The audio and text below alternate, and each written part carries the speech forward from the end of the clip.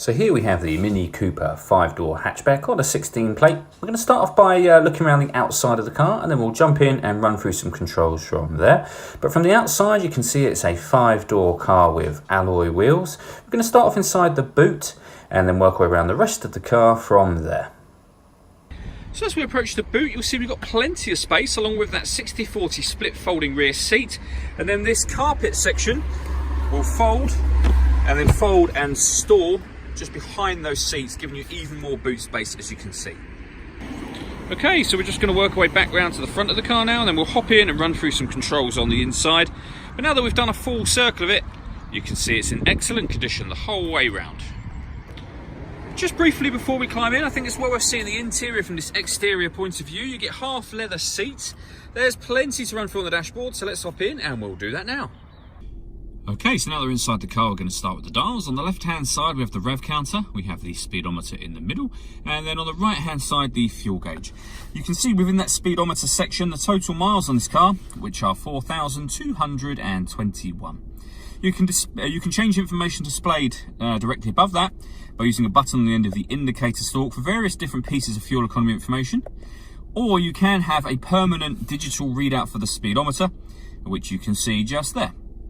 If we back out to the steering wheel, on the left hand side we've got cruise control and speed limiter, and on the right hand side we have stereo controls and phone controls, including voice activation for the phone. So if you hit that button, you can ask it to dial anyone in your contacts list, and it can do that for you without you having to take your phone from your bag or pocket. That is, of course, once you paired up your phone, and that is done on the stereo over in the center just here by hitting telephone and then following the instructions on screen. You can use this dial to change things, so you can push that in and you search on your phone for Mini 21719 and follow the instructions on your phone from there.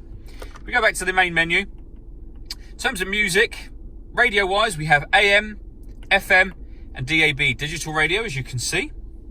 If you want to listen to your own music, you can do that via the multimedia option just there. We've got USB input, auxiliary input as well. So once you connect up a device, you'll be able to listen to music either of those ways. And you've got your main volume for the stereo there. Working our way down, we have dual zone climate control. So you can adjust the passenger temperature, the driver temperature, the fan speed up, and of course down. When you're happy with those settings, hit that button to turn the air conditioning on, or hit that one to put it into auto mode, and the car will now maintain the temperatures you've asked for by taking control of the fan speed for you.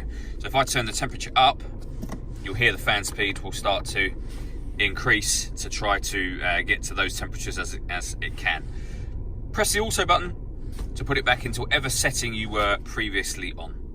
Below that we have these buttons here. So air conditioning, rear heated screen. This car's got a proper heated front screen, which is that button just there, or you can divert the car's air conditioning to the front screen with that button. Beneath that, we can turn off the traction control. That one starts and stops the engine, and this one turns off the stop and start. So this car is designed to cut out when it's stationary in traffic to save you fuel.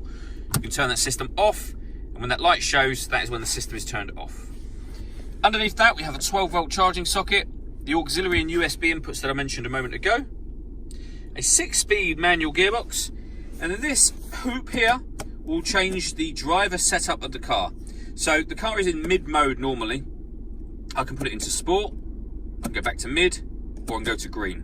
You'll know what one you've selected because it will show you up on here. So we got mid, sport, back to mid, or green.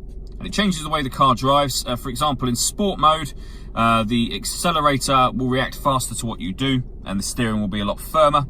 Mid would be everyday driving, and then you've got, as I say, the green mode, which is kind of the exact opposite of the sport mode. All that leaves me to say is thank you for taking the time to watch this video.